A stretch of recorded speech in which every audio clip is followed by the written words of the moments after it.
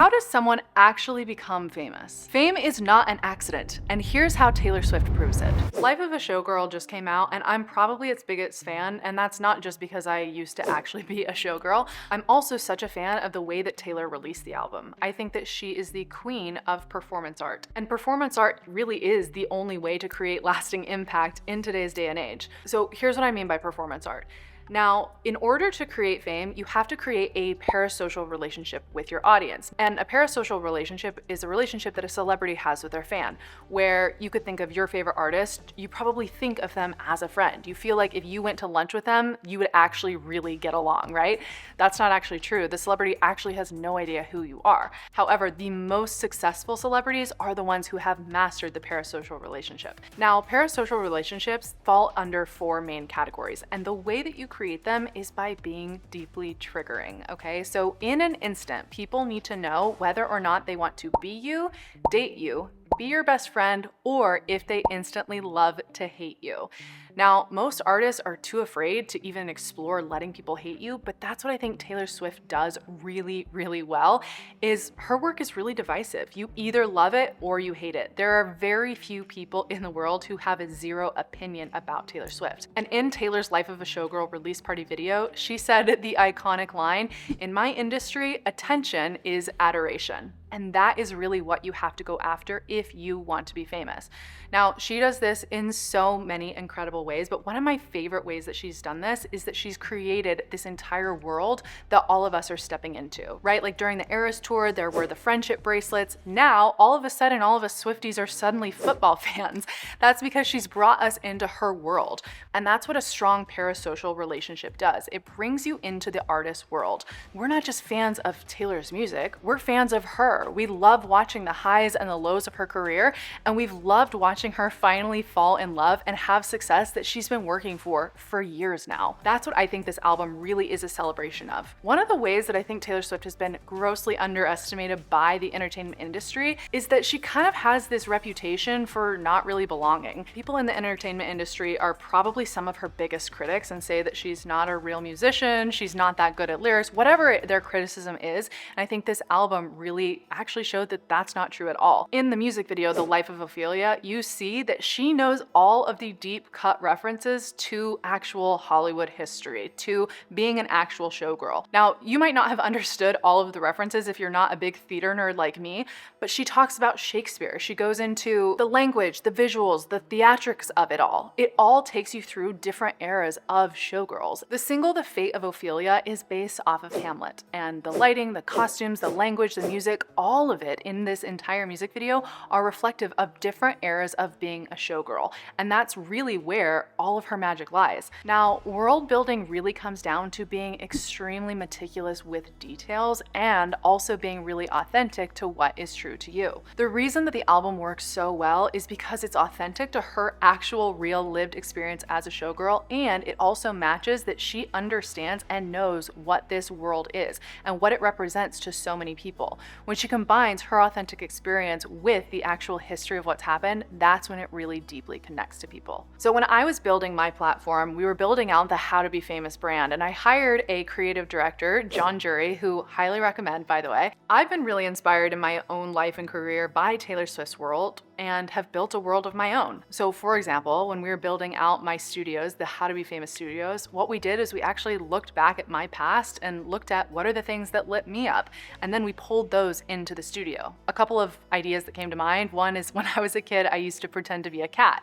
and I also really identify with the mother lion archetype. So one of the things that we did in our studio is make sure that there is faux fur in our studio, which is an authentic homage to what really speaks to me, what really lights me up. Also, like Taylor Swift, I am a showgirl, so we've also incorporated that kind of imagery, that kind of aesthetic into a lot of our photo shoots, into a lot of our branding. And ultimately, that's where it all starts. Looking back at your past desires, at the past things that have lit you up, maybe when you were a child, maybe currently, Anything really that you kind of feel a little bit cringy admitting that you're obsessed with, that you could talk about for hours ad nauseum, that's probably a really good place to start when building your world out. Another thing that a lot of artists miss is that people are turning to even short form content wanting the same things that they want out of movies, out of film, out of television, which is characters. They want to be able to follow a hero on a hero's journey and see the highs and the lows, and also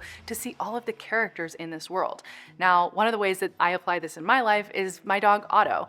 Otto is featured in a lot of my content. I'm sure you'll get to know him at some point. So what is the world that you want to take your audience into? What's the journey that you want to bring them on? For me, I'm taking people on the journey of stepping into the next level of celebrity. I'm showing all of the behind the scenes. This video is even part of that. But I'm showing the characters that are involved, my personal assistant, my dog, my son, my team. And all of those elements come together to share the world and to tell the story that you are creating. And all of this world building is what it takes to create those parasocial relationships.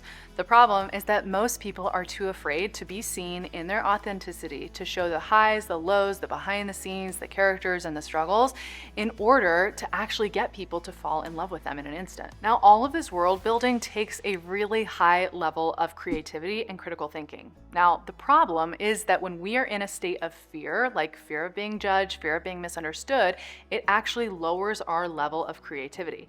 So what does it actually take to be at that highest level of creativity? Safety. Now, let's use an example from the wild. I want you to picture any mammal that is actually giving birth, the literal epitome of the act of creation, right? Labor will halt if the animal doesn't feel safe giving birth, right? Let's think about a gazelle in the wild. If all of a sudden a lion comes, the labor is going to halt because it's not a safe space for their body to release this newborn baby into the world. Now, the same is true of your creativity. When you are birthing an idea into the world, when you are accessing your highest levels of creativity, if you are afraid, if you have these subconscious fears telling you that it's not safe, that you're going to be judged, that you're going to fail, that you're going to be misunderstood, that is going to halt the creative process and cut you out of your highest levels of cognitive thinking. This is why it is so important to continually re-regulate your nervous system to fame. So not only is Taylor Swift excellent at world building, she is a master of staying at Navy SEAL level of creativity, meaning that she is able to be at the highest levels of creativity with the most amount of hatred happening simultaneously. And that really is the secret sauce to being famous. If you want to be famous, you have to be able to be at your highest level of creativity while under immense pressure. So can you stay focused, stay creative, and stay committed when there are deadlines, when you're afraid of being rejected, when you have an entire cast and crew waiting on you to lock in and to actually get your done? And let's be clear, this doesn't mean that you never take feedback, but I do think that it's really important to kind of put up blinders to who you're taking feedback from. If you have a trusted mentor, a coach, an advisor, someone who you really trust their opinion on your technical abilities, then that's a person who you want to get constructive feedback from.